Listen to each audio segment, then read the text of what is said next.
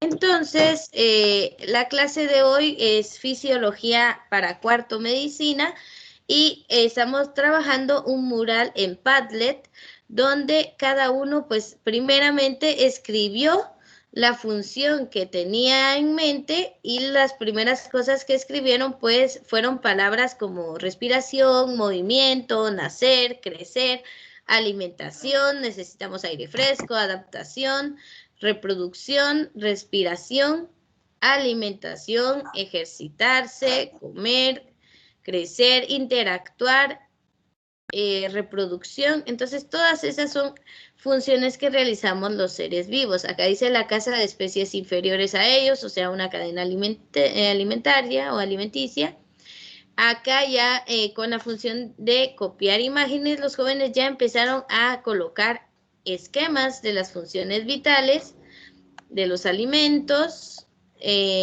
Aquí pusieron la ruta de la energía, videos de YouTube. Entonces, en esta aplicación podemos hacer muchas cosas, incluso grabar audios y enviarlos, grabar un video o enlazar algún video de YouTube, una imagen de Google. Entonces, aquí estamos viendo varias funciones de los seres vivos: nutrición, relación, reproducción. Aquí está la de relación. Aquí enviaron una imagen de la mitosis y la meiosis, que al final es necesario para tener las células de nuestro cuerpo. La alimentación correcta, la reproducción.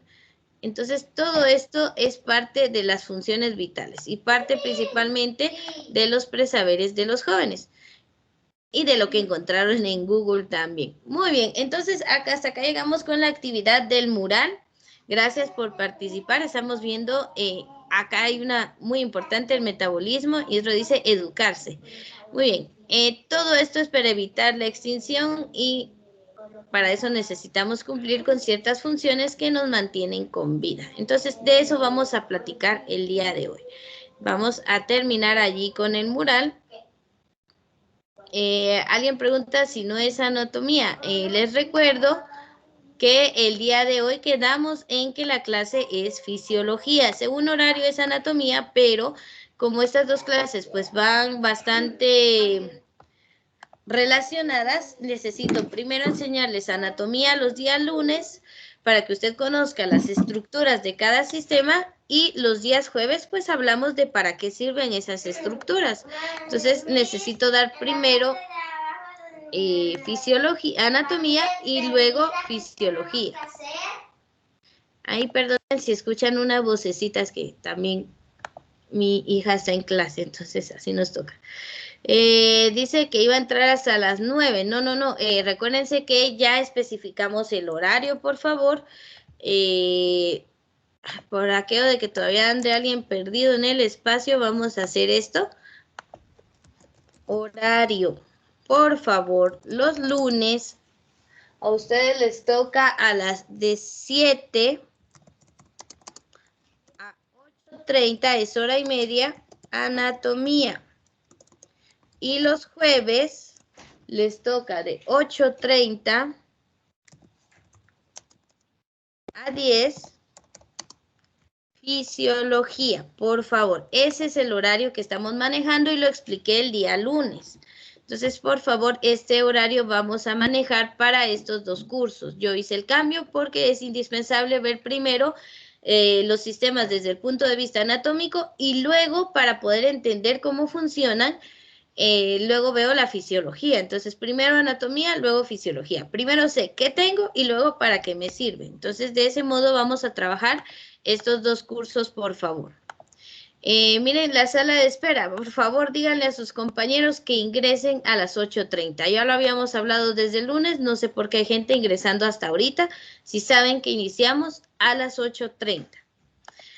Bueno, entonces ya para la otra semana espero que no se dé esta confusión. Usted ya tiene su horario y ya puede trabajar entonces. Vamos a el tema de hoy. Antes de eso, pues vamos a hacer un repaso sobre qué es fisiología.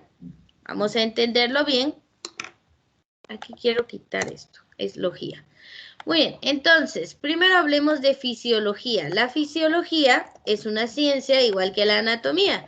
Estas dos ciencias pues colaboran con lo que es la medicina y el diagnóstico de alguna enfermedad. Entonces, fisiología es el estudio del modo en que funcionan el cuerpo y sus partes. Esta proviene de fisio, que significa naturaleza, y de logía, que significa estudio de. Entonces, es el estudio de la naturaleza del cuerpo humano, o sea, de cómo funciona. Entonces, la palabra clave en fisiología es funciones. En anatomía vemos las estructuras y en fisiología vemos cuáles son sus funciones o qué realizan en el cuerpo humano. Entonces, eso es el estudio de la fisiología, ¿verdad? Por eso necesito anatomía primero y luego fisiología. La anatomía y la fisiología están siempre relacionadas, pues las partes del cuerpo humano forman una unidad bien organizada, por eso nos llamamos organismo. Entonces, cada una de ellas desempeña un papel en el correcto funcionamiento del organismo, como un todo, y la estructura determina qué funciones pueden realizarse. Entonces, por ejemplo, los huesos, que son duros, no van a realizar la misma función que un pulmón que es blando. El hueso soporta el cuerpo, le da sostén, nos da la forma, y los pulmones pues ayudan en la respiración. La anatomía de estos es diferente, tienen formas distintas, sus tejidos son distintos, entonces sus funciones van a ser distintas. Entonces a eso se le llama fisiología.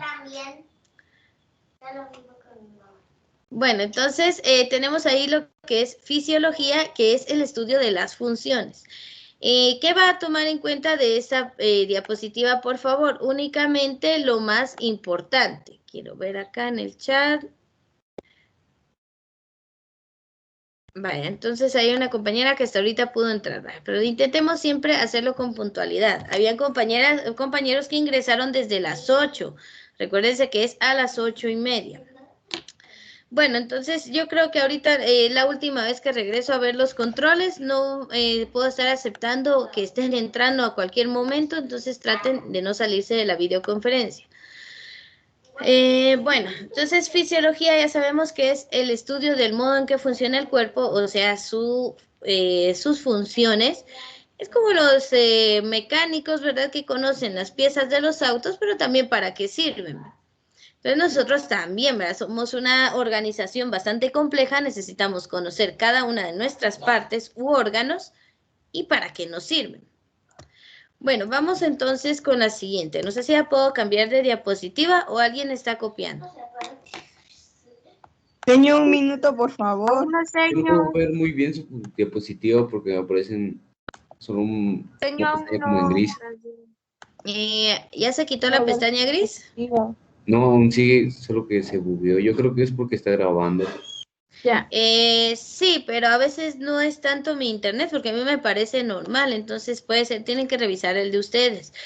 Cuando es Ahora el ya. mío me aparece una señal de, ¿cómo se llama esto? Internet inestable, entonces sí me avisa la Microsoft Teams, me avisa cuando mi internet no está muy bueno, pero si no, a veces es el de ustedes que yo ya quité la pantalla negra, pero tarda en quitarse en el de ustedes porque recordemos que a veces sí tarda un poquito de tiempo. Incluso mi voz, a veces yo hablo y a ustedes como unos segundos con retraso les llega el audio, entonces es normal de las videoconferencias, ¿verdad? Mucho depende de la velocidad de nuestro internet. Incluso algunos cuando participan se les escucha entrecortado y es por eso mismo. Pero ya se quitó, ¿verdad? Ahorita creo que ya no te aparece esa pantalla. Bien, es cuando cambia de pestañas. Sí, es por eso que no trato de no regresar tanto a los controles de Teams y por eso es que les pido puntualidad para conectarse, porque imagínense a cada rato me llega la notificación de que alguien quiere entrar y tengo que regresar al control, entonces bloqueo la pantalla. Entonces sí les suplico la puntualidad para las clases, por favor, porque si no pasa eso mismo. Prueben ahora, ahorita no tengo ningún interferente, tendrían que estar viendo únicamente la presentación. También si usted entra tarde, por favor no vaya a poner a disgustarse o a enojarse porque no lo dejo ingresar, pero recuerde que es necesario ser puntual. Entonces, por favor. Bueno, yo creo que ya podemos pasar a la siguiente. Entonces, después de la explicación de qué es fisiología, vamos a hablar ya de las funciones vitales necesarias que realiza todo ser vivo, pues para mantenerse con vida. Entonces, vamos a hablar de qué necesitan los seres para mantener la vida. Entonces, mantenimiento de la vida, vamos a ver las funciones vitales necesarias. Número 1, vamos a hablar del mantenimiento de los límites. Entonces, es necesario tener límites en nuestra vida, desde nuestras pequeñas células que necesitan mantenerse envueltas en su membrana, limitadas del exterior, pues nosotros como organismos también necesitamos mantenernos lo que es de nosotros adentro y limitarlo con el exterior. Para eso pues tenemos varias membranas que nos ayudan tanto interna como externamente. Por ejemplo, ¿verdad? Nuestra piel es la mayor membrana de nuestro cuerpo y separa todo el interior de nuestro organismo del exterior. Nos sirve de barrera protectora. Por ejemplo, usted donde está tocando, pues en todos lados hay bacterias, pero gracias a su piel, estas no ingresan a su cuerpo y no le causan enfermedades. Incluso el COVID, ¿verdad? Podemos tocar alguna superficie donde está el virus, pero la piel le sirve de barrera protectora. Obviamente, si usted no se lava las manos y así se sienta a comer, pues ahí sí lo siento mucho, porque si lleva el virus en las manos, usted mismo le da entrada a su cuerpo. Por eso es importante que se lave las manos antes de comer, más si salió y tocó algo en el exterior, lávese bien las manos. Es importante. Podemos evitar una enfermedad tan grave y severa como el COVID-19 solamente con lavarnos las manos de manera correcta, por supuesto, ¿verdad? Entonces sí es indispensable. Bueno, nuestra piel hace un trabajo de protección, pero no es invencible, ¿verdad? Tenemos que ayudarla un poco con la higiene. Entonces, sigamos en la función, ¿verdad? Si no me voy a descoser hablando sobre la higiene y cómo evitar el COVID, pero creo que todos tenemos ya bastante información sobre ello, pero que no es solo información para guardar y ya la sé, sino de ponerla en práctica. Entonces, hablemos del mantenimiento de los límites. Todos los organismos vivos deben de mantener sus límites, de forma que lo que se encuentra en el interior se diferencie del exterior, o sea, lo de adentro, adentro y lo de afuera, afuera. Eso es mantener nuestros límites. Esto lo logra nuestro organismo gracias a una variedad de membranas que limitan sus contenidos. Nuestro cuerpo está tan delimitado que cada órgano tiene su propia membrana que lo protege de los demás, del contacto con demás órganos. Cada célula de su cuerpo tiene una pequeña membrana que la limita de las demás células. Y obviamente nosotros como individuo completo también tenemos la piel que nos le limita del exterior. No andamos enseñando músculos y huesos, a menos que tenga un accidente. Entonces, tenemos muchas membranas que limitan los contenidos, permiten la entrada de las sustancias necesarias al tiempo que impiden la entrada de las sustancias posiblemente dañinas. Ahí está, ya admití a una persona. Bueno, entonces, hablando de esto, las membranas celulares son tan especializadas que si ven un nutriente, si ven que llega oxígeno, lo deja entrar. Ahora, si ven que viene una bacteria, viene un virus, se cierra y no la deja ingresar. Entonces es semipermeable o es de selección, es de permeabilidad selectiva. O sea, decide qué entra al organismo y qué no. Su piel también, por ejemplo, deja entrar los rayos de luz solar para poder absorber vitamina D, pero no deja entrar bacterias y virus. Entonces, también hay cierta selectividad allí. Sabemos lo que es bueno para el cuerpo ingresa, lo que no, pues se queda fuera. Miren, ahorita estoy dejando ingresar a 3 personas. Les recuerdo que esta es la clase de cuarto medicina. Bueno, veamos qué hay aquí en la imagen. Tenemos entonces varios tipos de membranas. Hay membranas cutáneas, como la piel.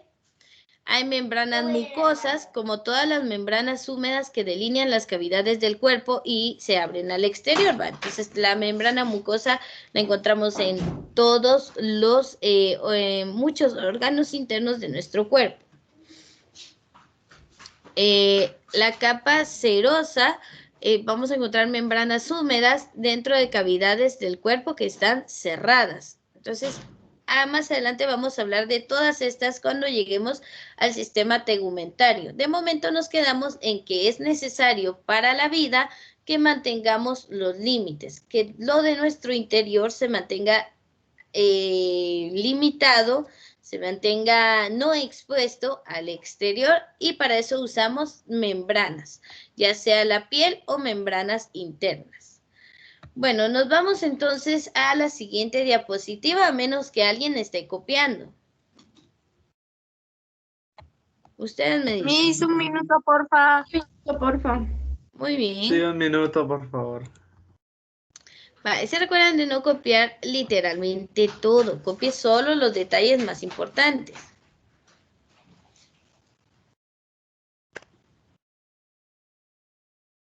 Hola, Miss.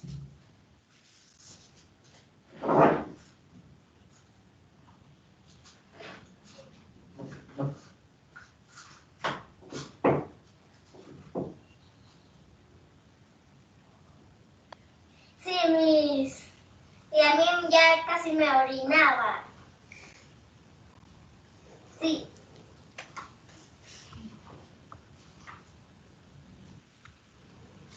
Bueno.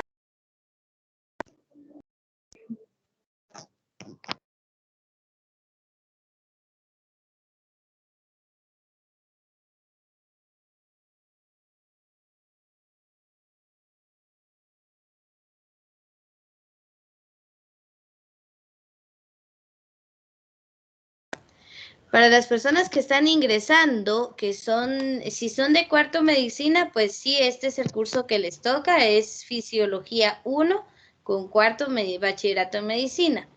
Si están ingresando de otras carreras, sí tienen que buscar, por favor, el link de su siguiente clase, no es conmigo. Solamente estoy atendiendo ahorita a los alumnos de cuarto bachillerato en medicina, por favor. Porque sí están ingresando bastantes personas, entonces me imagino que puede haber una confusión ahí con los links.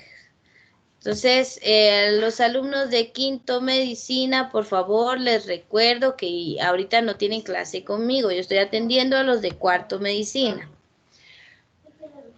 Bueno, ya que di esos anuncios comerciales, vamos a hablar de la siguiente función necesaria para la vida. Aquí estamos hablando de las membranas. A ver, aprovechando esta imagen, pues la vamos a explicar. Cuando hablamos de mantenimiento de los límites, no hablamos solo de cosas grandes como la piel. Hablaba de que... A ver, ¿alguien necesita hablar?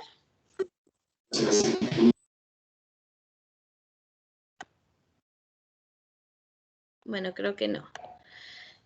Cuando hablamos entonces de nuestras membranas, hablamos también de cada una, por ejemplo, la que recubre la célula. Y cuando hablamos de la célula que tiene esta membrana que delimita todo su interior con las demás células y donde forman tejidos, hay líquidos que se mantienen dentro de la célula y hay líquidos que se mantienen fuera de la célula. Estos líquidos tienen diferentes componentes en diferentes cantidades que es necesario que se mantengan en esas cantidades, en esos lugares, dentro o fuera de la célula, para que el metabolismo celular y nuestras funciones pues se den sin ningún inconveniente. Por ejemplo, dentro de la célula tenemos que tener potasio, al menos 150 miliequivalentes por litro, y fuera de las células solo tenemos que tener 5 equivalentes por litro. Entonces, imagínense esa gran diferencia. Dentro de la célula tenemos potasio 150 y afuera solo 5. Otro componente importante sería el sodio. El sodio adentro de la célula apenas tenemos 10 y fuera de la célula tenemos 142 miliequivalentes por litro. Entonces, imagínese eso, estamos hablando de cantidades totalmente opuestas y necesitamos que se mantengan así para que lo que pasa dentro de la célula se dé con normalidad y lo que está afuera, que es el plasma sanguíneo, pues se mantenga en valores normales. Entonces, hay que mantener ese límite entre lo que está dentro de la célula y lo que está fuera de, igual con nuestro cuerpo. Bueno, me voy a regresar una vez más acá para dejarles entrar. No sé por qué están entrando alumnos de quinto medicina. Ahorita no les toca conmigo, únicamente estoy trabajando con cuarto medicina. Bueno, de esta página no tiene mucho que copiar, realmente no copie nada, solo es que entienda de que lo que está dentro hay que diferenciarlo bastante de lo que está en el exterior. Pues. En lo que usted copia acá, voy a mandar un mensaje al grupo de quinto medicina para que por favor dejen de ingresar acá y que usen el link.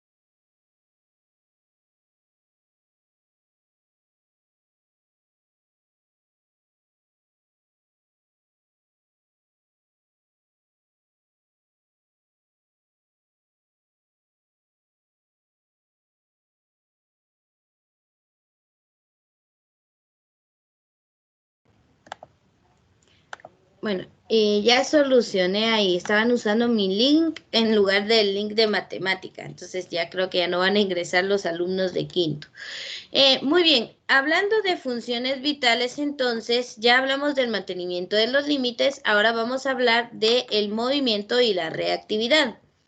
Primero, pues, el movimiento incluye todas las actividades impulsadas por el sistema muscular, tanto el traslado, la manipulación del entorno, como el movimiento cuando sustancias como la sangre, los alimentos y la orina avanzan dentro de los órganos internos. Entonces, todos los seres vivos realizan algún tipo de movimiento. En los animales, pues es bastante notorio el movimiento, pero en seres como las plantas, pues no es tan fácil de poderlo observar, pero sí realizan varios tipos de movimiento. Existe uno que es buscando la tierra a través de las raíces, el crecimiento vertical, y algunos realizan fototropismo en el que giran buscando la mayor cantidad de luz solar. Entonces, incluso las plantas realizan movimiento. Seres microscópicos también, ya sea que se muevan a través de cilios, que son vellosidades, o flagelos, que como una colita que los impulsa. Entonces, todos los seres vivos realizan movimiento, como el traslado o el desplazamiento, manipular el entorno, o también la sangre dentro de nuestro cuerpo está en constante movimiento. Los alimentos, desde que ingresan por su boca, pues descienden por todo el tracto digestivo. La orina debe ser expulsada, para eso debe moverse de los riñones donde se forma a la vejiga donde se almacena y luego a la uretra para salir al exterior. Entonces, todo eso que pues se maneja en los órganos internos tiene que moverse también. Hay un movimiento intestinal, por ejemplo, el que le llaman tránsito lento en las personas que tienen problemas con la digestión. Entonces, hay muchos tipos de movimiento que se dan en nuestro cuerpo. Luego tenemos la reactividad o irritabilidad, que es la habilidad de sentir los estímulos en el entorno y reaccionar a ellos. Solo voy a ver si hay alguien que esté intentando ingresar. Ahí está, ya les di a admitir. Bueno, entonces, cuando hablamos de reactividad, lo conocemos más como el término de irritabilidad. La irritabilidad, entonces, es cuando usted se enoja, ¿verdad? Aunque es una forma de reaccionar. Usted se enoja por algún estímulo, ¿ah? Por ejemplo, ahorita que le desconectaran el internet, pega el grito en el cielo porque usted está en media clase, entonces se reacciona y se enoja. Entonces, la reactividad o irritabilidad es la habilidad de sentir los estímulos del entorno y reaccionar a ellos. Por ejemplo, cuando usted entra a su habitación y todo está oscuro, si pudiera ver sus pupilas, vería que están totalmente dilatadas. Y cuando enciende la luz, como ya no necesita que ingrese tanto para percibir lo que está viendo, entonces esta pupila se va a contraer para que no ingrese tanta luz y no le dañe la retina. Entonces, este es un estímulo. Cuando un ser deja de estar vivo, ya aunque uno le, por ejemplo, es un ejemplo un poquito fuerte, ¿verdad? Cuando los paramédicos o los bomberos atienden una emergencia, hay unos simples tips, ¿verdad? Para poder ver si la persona sigue con vida, ¿va? Uno, pues obviamente es tomarle el pulso. Si ya no hay pulso, ya no hay circulación, pues ya no, puede que ya no esté vivo, ¿va?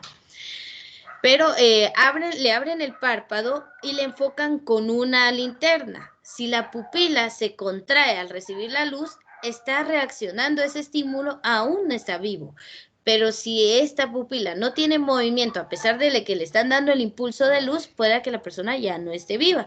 Entonces también están todos esos factores que se pueden tomar en cuenta para ver si los seres vivos pues continúan con vida. Todos reaccionan a los estímulos. Por ejemplo, en un día muy caluroso, usted va a sudar en reacción a ese estímulo, que es el aumento de temperatura. En un día muy frío, nosotros temblamos como reacción a ese estímulo. Esto tiene que ver con la siguiente, vamos a ver otra actividad, otra función que tiene que ver con esto. Bueno, no sé si ya puedo cambiar de diapositiva o si hay alguna duda. Disculpe, ¿puede repetir esto, lo de los ojos? Ah, ya. Sí, señor. Ahí nos referimos a las pupilas. Las pupilas son este pequeño agujero porque no es que sean de color negro, es que no hay nada ahí. La pupila es un agujero que tenemos en el iris que permite la entrada de luz. Entonces, cuando usted está en la oscuridad, como es tan poca, no hay luz presente, nuestra pupila se dilata totalmente para que ingrese lo más que se pueda de luz. Ahora, en el caso de que usted encienda la luz, esta se va a contraer porque hay demasiado estímulo lumínico, entonces no necesita que ingrese tanto. Esta es una reacción normal de nuestra pupila al estímulo de la luz. Cuando una persona fallece, por más que le alumbremos el ojo directamente con una linterna, su pupila ya no reacciona. Entonces ya no hay reactividad porque ya no es un ser vivo. No sé si Señor, estamos perdón. bien. ¿Sí? Entonces, cuando digamos, cuando uno entra, digamos así como dijo usted, a un cuarto y no hay luz, entonces esa bolita negra a uno se le hace más grande. Y ya cuando hay Exacto. luz, ya disminuye. Ah, ya, gracias. Sí, o incluso lo pueden ver en un espejo, pero no les recomiendo que vaya a agarrar una linterna y se la ponga para ver cómo se le hacen chiquitas las pupilas. No vaya a hacer eso porque no quiero problemas de ceguera o de decir, mire, no voy a poder estar en clases porque me dañé los ojos, ¿no? Entonces no vaya a hacerlo. Pero solamente observe. Por ejemplo, la reacción no es tan rápida. Apague la luz en su habitación hoy en la tarde, ahorita no está en clases. Póngase frente al espejo y enciéndala. Va a ver el movimiento de su pupila, porque obviamente usted está vivo, entonces todavía hay irritabilidad o reactividad.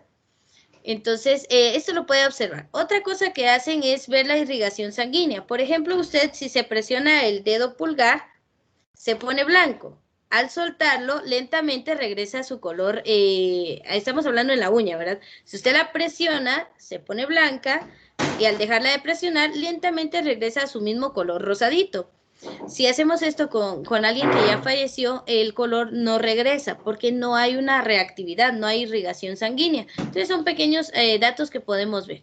Obviamente reactividad pues se refiere también a cosas más grandes, ¿va? Por ejemplo, si hay un pobre animal que sabe que es presa, escucha sonidos en su entorno, va a reaccionar para poder alejarse y sobrevivir un día más, ¿verdad? Entonces hablamos desde pequeños aspectos como este de la pupila hasta grandes aspectos que los ayuda a reaccionar y sobrevivir. Ahorita que lo pienso, hay plantas que demuestran tener reactividad. No sé si han visto aquellas hojitas que vienen así dobles y que uno las golpea y se cierran. No sé si alguien ha tenido esa experiencia con esas plantas. Sí. Vale. ¿Alguien recuerda? Sí, señor. ¿Cómo se llaman? Yo no me recuerdo el nombre. Ni idea, pero yo no A tengo. ver. ¿Verdad? Son conocimientos que uno sabe que ha tenido esa experiencia, las reconoce, las ve, pero nunca le hemos sabido el nombre. Entonces, ahorita yo recuerdo de la Botánica 5, que la vi, pero no se me viene el nombre en este momento. Pero son plantas que demuestran tener reactividad, o sea, ante un estímulo ellas se cierran. ¿Qué hablar, por ejemplo, de las plantas carnívoras? ¿Verdad? Sienten que se paró una mosca y ¡pam!, se cierran y la atrapan, ¿verdad? Entonces también hay plantas que reaccionan un poco más visible. Bueno, vamos a la siguiente entonces, que sería sobre la digestión y el metabolismo. Aquí tenemos dos bastante importantes. Todos los seres vivos tienen un metabolismo y realizan la digestión, aunque sea de formas distintas. Entonces, ¿qué es la digestión? La digestión es el proceso de triturar. Cuando usted mastica los alimentos, estos bajan al estómago y se siguen triturando. Descomponer los alimentos ingeridos, eso hace a través de la digestión, tanto mecánica en el estómago como química en el intestino delgado, hasta que la sangre pueda absorberlos. O sea, los vamos a procesar hasta que sean tan pequeños que la sangre pueda absorberlos. Espérense, lo que tengo un gato meloso aquí que ya, te voy a buscar qué hacer.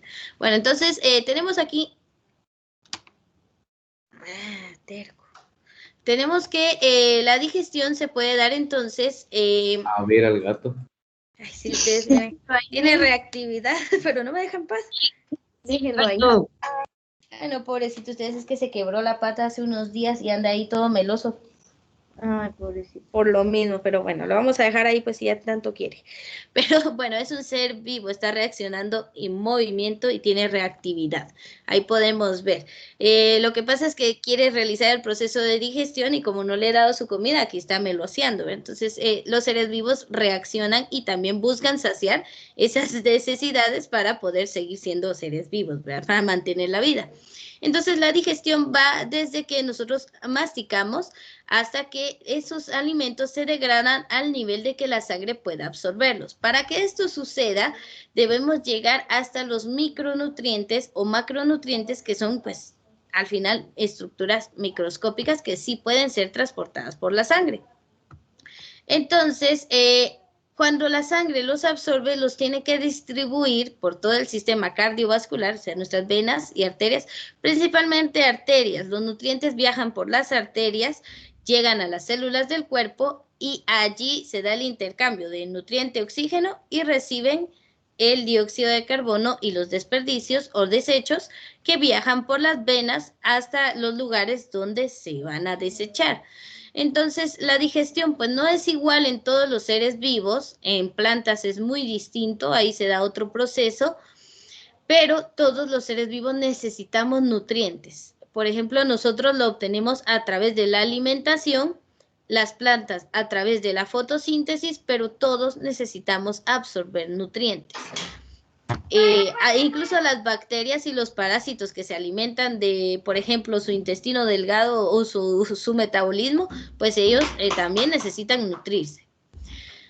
En la número 5 tenemos al metabolismo. Todos los seres vivos tenemos un metabolismo, es decir, que realizamos reacciones químicas adentro de nuestro cuerpo. No es que usted tenga un laboratorio químico ahí y no se haya enterado hasta ahora, sino que tenemos todo lo que obtenemos de la digestión nos sirve para construir algo o para obtener algo. Entonces, las reacciones químicas se pueden dar en dos vías, la vía del catabolismo y las vías del anabolismo.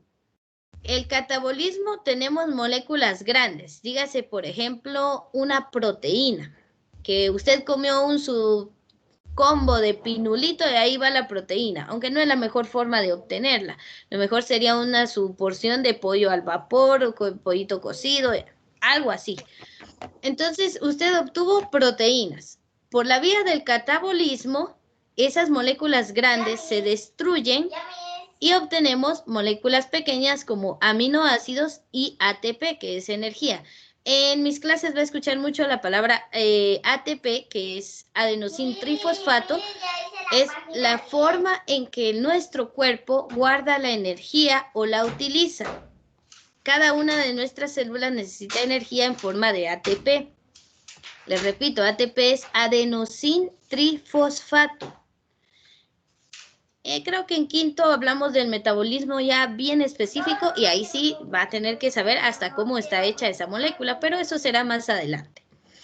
Entonces, la vía del catabolismo destruye moléculas grandes para obtener moléculas pequeñas y principalmente energía. Ahora, en la otra vía, que es la de construcción, tomamos moléculas pequeñas como esos aminoácidos, energía en forma de ATP, estas dos se gastan para poder construir moléculas grandes. Entonces usted produce proteínas para sus músculos. Esas son las dos vías del metabolismo, ya sea de destrucción o catabolismo, o de construcción o anabolismo. Esto está explicado de manera bastante sencilla, es solo una introducción. Ya esto cuando hablemos de las células, pues se explica a mayor profundidad. Entonces les pregunto si hay alguna duda hasta esta diapositiva. Sí, señor. Usted dijo que catabolismo es de destrucción y anabolismo es de construcción, ¿verdad? Exacto. Entonces, Ya, miren, gracias. el catabolismo es más que todo con lo que viene de los alimentos. Entonces, las proteínas del pollo no nos sirven tal y como estaban porque pues no vamos a construir músculos de pollo, ¿verdad? Entonces, esas moléculas grandes se destruyen para obtener algún componente que le sirva al cuerpo y principalmente obtener energía para que sigamos funcionando. Ahora, el anabolismo, agarramos esas moléculas pequeñas que surgieron del catabolismo, gastamos energía para producir el tipo de proteína que sí se va a nuestro músculo. Entonces, estos dos están relacionados. Es como una carretera de doble vía, ¿va? Unos vienen y otros van. Aquí uno destruye y otro construye. Uno obtiene energía y otro la gasta. Entonces, de esa manera trabaja nuestro cuerpo. Nos vamos a las siguientes dos, que serían excreción y reproducción. Vamos a entender excreción como el proceso de eliminación de los excrementos o desechos del cuerpo, producidos durante la digestión y, por supuesto, en el metabolismo. Entonces, ¿cómo excretamos sustancias de nuestro cuerpo? Si a usted le entra algo al ojo y le está haciendo daño, llora, así como un no, yo digo una partícula así que le ingresa al ojo. Entonces, a través del llanto lo podemos limpiar y esa partícula extraña sale. Los pulmones, por ejemplo, cuando regresa la respiración a los pulmones, lleva CO2 y es expulsado a través de la exhalación. ¿Sí? Las plantas que acaba de mencionar hace unos momentos se llaman plantas dormilonas, si no estoy mal. Plantas dormilonas. Muy bien. Creo que también les dicen mimosas, pero no sé, me lo dicen en la próxima clase. Ahí les dejo esa tareita de buscar cómo se llaman esas plantas que reaccionan al movimiento. Yo me acuerdo que es mimosas, pero no estoy muy segura. Muy bien, pero gracias por decírmela. Ahí las vamos a investigar todos para llegar a un acuerdo. Bueno, estábamos hablando Señor, de la solo excreción. que al final ¿sí? lo recuerda, porfa. Es que ahorita estoy anotando. Va, entonces ahí les recuerdo. Gracias. A ustedes. Estamos hablando entonces de la excreción, en la que es pues expulsar lo que no le sirve al cuerpo. Créanme que el ser humano lo realiza por todas estas vías, a través de la piel, las glándulas sudoríparas, a través del hígado, la filtración de la sangre, eliminación de toxinas, los riñones en la formación de la orina y los pulmones a través de la expulsión del CO2 o dióxido de carbono. Entonces tenemos varias formas. Otros seres vivos, pues su anatomía es distinta, entonces su fisiología también es distinta, pero aquí nos vamos a centrar solo en el ser humano.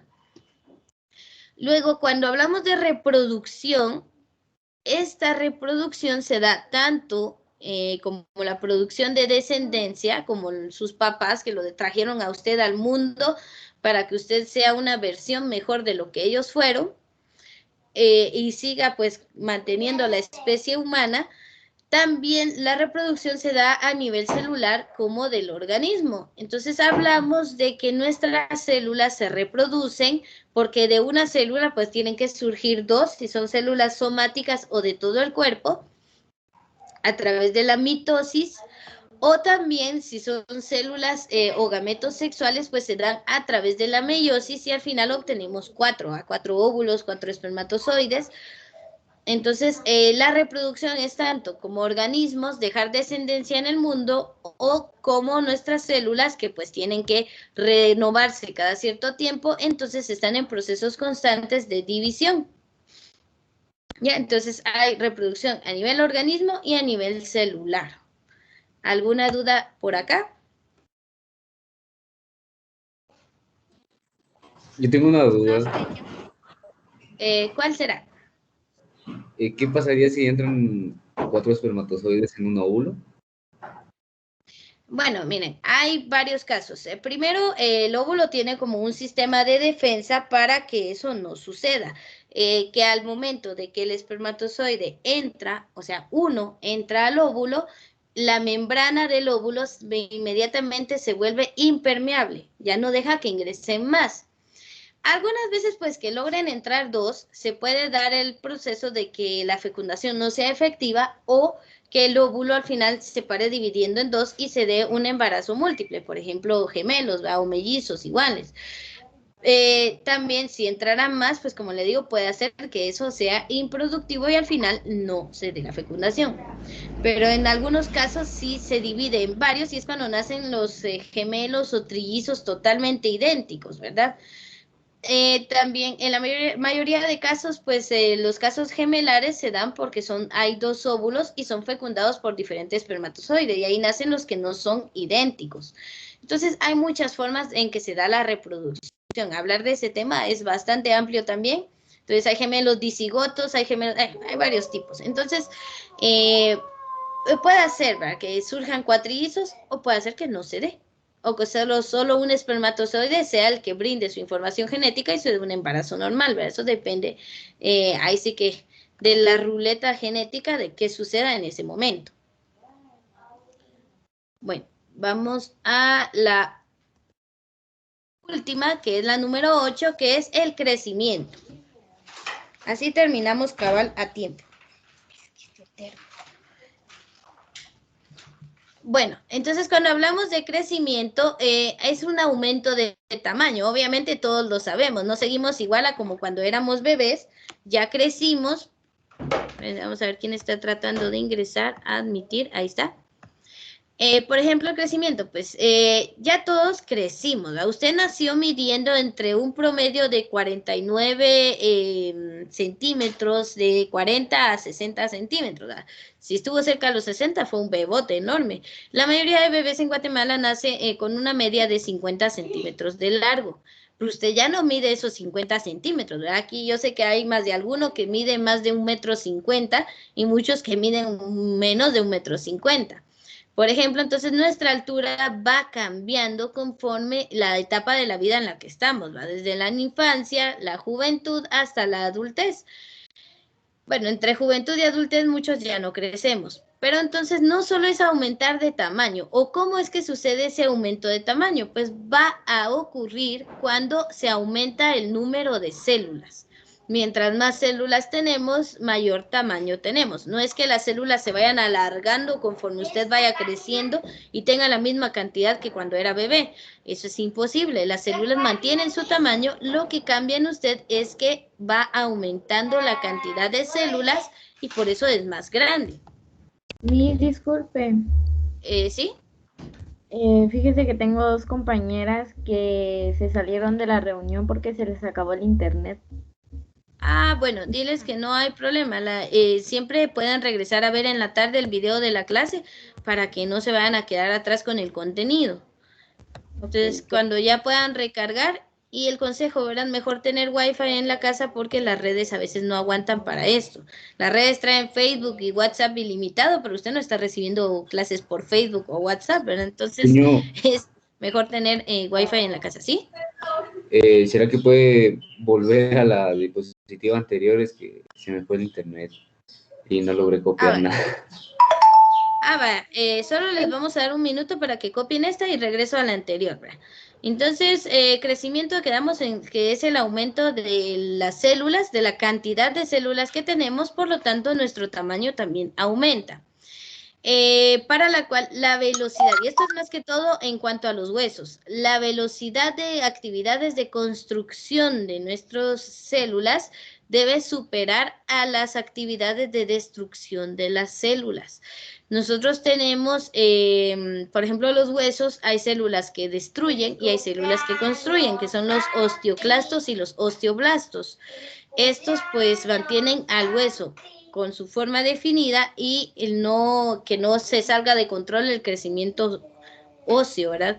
Pero vamos a hablar de eso más adelante. Entonces aquí, crecer es aumentar la cantidad de células de nuestro cuerpo. Terminamos ya con esta diapositiva, así regreso a la anterior para que el compañero pueda copiar. Ustedes me dicen. Sí, señor. Solo entonces, si tenemos más células, así va a ser el tamaño que vamos a tener de altura, se podría decir. Exactamente, nuestra altura va a cambiar y créame que algunos también crecemos a lo ancho y también eso requiere más células. Muy bien, entonces miren, vamos, ¿sí? ¿Hay una edad exacta para que una persona deje de crecer o no? En la especie humana sí. Si hablamos de árboles, los árboles nunca dejan de crecer. Ahora, si hablamos de humanos, sí.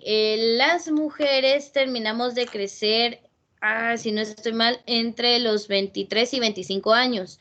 Igual los hombres, o sea, tenemos ese como límite. Si usted ya llegó a 26, 27, como en mi caso yo con mi edad, pues ya no espero crecer más, yo ya sé que a esta altura me quedé. Pero los jóvenes como ustedes que están entre los 15, 16, 17, todavía les quedan varios años para seguir creciendo. ¿De qué depende? ¿Verdad? Usted no diga, la misma engañó cuando tenga 25 años y tenga la misma altura que tiene ahorita. Depende de varias cosas también, ¿verdad? Por ejemplo, sus factores genéticos.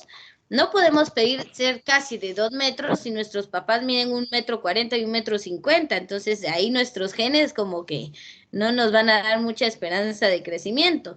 Es normal, la genética son rasgos heredables. Ahora bien, si sus papás son altos, usted se alimenta correctamente, se alimenta bien, consume bastante calcio, pues creo que sí va a crecer todavía bastante. Entonces también depende de factores nutricionales y de factores genéticos. Recuérdese que en el ADN ya está escrito hasta dónde le va a salir un lunar, una peca, entonces de ahí está escrito también qué altura vamos a tener. Señor, yo tengo otra pregunta. ¿Sí? Dime. ¿Por qué puede ser que una persona ya, digamos, ya tenga como unos 13, 14 años y no ha crecido? ¿Por qué se puede dar eso? En esos casos tendría que hacerle pruebas tiroideas, por ejemplo, hacerle una subprueba de TSH, que es una prueba diagnóstica de laboratorio para ver el funcionamiento de la glándula de la tiroides. La tiroides es una glándula que tenemos por acá en el cuello que determina el crecimiento. Las personas con hipotiroidismo pueden dejar de crecer y las con hipertiroidismo pueden incluso llegar a crecer más. Entonces hay bastantes, tienen que hacerle pruebas hormonales, ¿verdad? No es normal. Hay personas que ya tienen 13, 14 años y tienen la estatura de un niño de 7, 8 años. Allí hay que hacer un examen para poder descubrir si es necesario un tratamiento o si hay algún problema con sus hormonas del crecimiento. El crecimiento no es solo que las células decidan reproducirse más y usted ya tiene más células y creció un montón. Hay un factor hormonal que le dice a las células cuánto deben hacer de la mitosis para reproducirse. Si esa hormona no está haciendo su trabajo, no hay un mecanismo que active el crecimiento en su cuerpo. Entonces sí tienen que hacerle pruebas tiroideas para poder determinar si es un problema con sus hormonas de crecimiento o con las glándulas encargadas de esto. Entonces sí puede ser una disfunción hormonal. ¿Sí? Miren, yo estaba preocupada de que eran las 9:30, pero me doy cuenta que este periodo termina hasta las 10. Entonces tenemos media hora todavía. Bien, no sé si hay alguna otra pregunta, ¿sí? ¿Será que puede volver a repetir la tarea para apuntarla, por favor? Ah, lo de la planta. Es solo una pregunta, que averigüen el nombre de estas plantas que reaccionan a la hora de tocarlas, de que se cierran.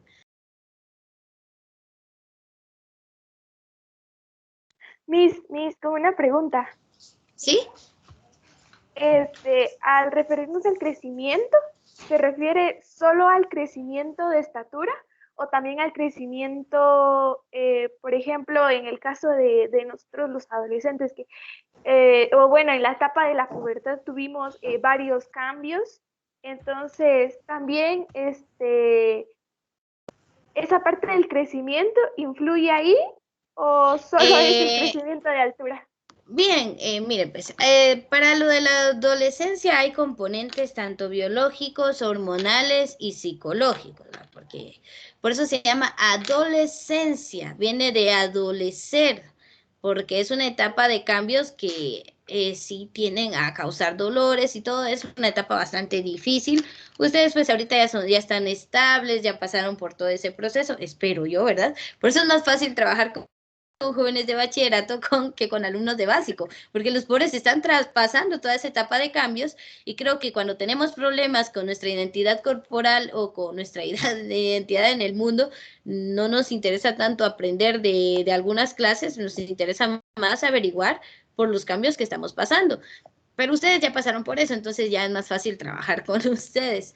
Miren, pues, entonces, en cuanto a crecimiento, aquí en la cantidad de células sí nos referimos al aumento de tamaño, pero obviamente cuando se da ese aumento de células, nuestros órganos reproductores y responsables de esos cambios también, pues también están madurando. Al llegar a cierta etapa, pues ya se llega a la maduración biológica. Oiga bien, maduración biológica, o sea que el cuerpo está listo para la reproducción y por eso se da la menarquía o la primera menstruación en las señoritas, pero no está listo ya psicológicamente como para ser papás. Entonces eso hay que tener cuidado. La adolescencia nos da ese paso de entre la infancia a la juventud en la que biológicamente somos capaces de traer una vida al mundo, pero psicológicamente, económicamente, socialmente no estamos listos. Entonces son cosas que hay que tomar en cuenta. Entonces el crecimiento, pues aumentan las células, todos los órganos del cuerpo se van madurando. Entonces sí tiene que ver con la adolescencia, pero la adolescencia es un proceso que se activa más específicamente por cargas hormonales. Entonces ahí entran los estrógenos, entra la progesterona y muchos cambios corporales producto de esa actividad hormonal, que esas hormonas pues como que habían estado dormiditas, y por eso es que niñas y niños durante algunas etapas de nuestras vidas pues algunos ni se diferencian, porque ahora está de moda que los niños anden con el pelo largo y las niñas también, o las niñas con el pelo corto. Entonces, a veces uno dice, ¿es niño o es niña? Hasta que lo ve de cerca o cómo está vestido. Pero es porque es normal. A esa edad, pues no hay hormonas que nos diferencien. Cuando llegamos a la adolescencia, pues sí, las mujeres estrógenos y progesterona y los hombres la testosterona. Como son hormonas diferentes, pues el resultado va a ser distinto. Mujeres pues adaptadas para la reproducción y los hombres pues su cuerpo es totalmente diferente porque su proceso está mediado por hormonas distintas. Entonces, el crecimiento tiene que ver también con la adolescencia, pero más solo estructural. Todos los demás cambios son mediados por hormonas. Bueno, aquí un ejemplo más claro para que lo entiendan. Cuando se da la fecundación, estamos hablando de una pequeña célula. Para ir formando al nuevo ser, esa pequeña célula realiza mitosis tras mitosis para irse dividiendo. De una célula pasa a 2, de 2 pasa a 4, de 4 pasa a 8, de 8 a 16, a 32, a 64, a 128 y así se va hasta que todas esas células ya empiezan a darle forma a lo que va a ser el nuevo ser humano. O sea, todo ese crecimiento, esa forma, ese cambio estructural se da gracias al aumento de nuestras células. Entonces, a eso se refiere con crecimiento. Bueno, esperen, voy a detener la grabación porque hasta aquí llega el contenido de esta clase. Y así ya nos quedamos pues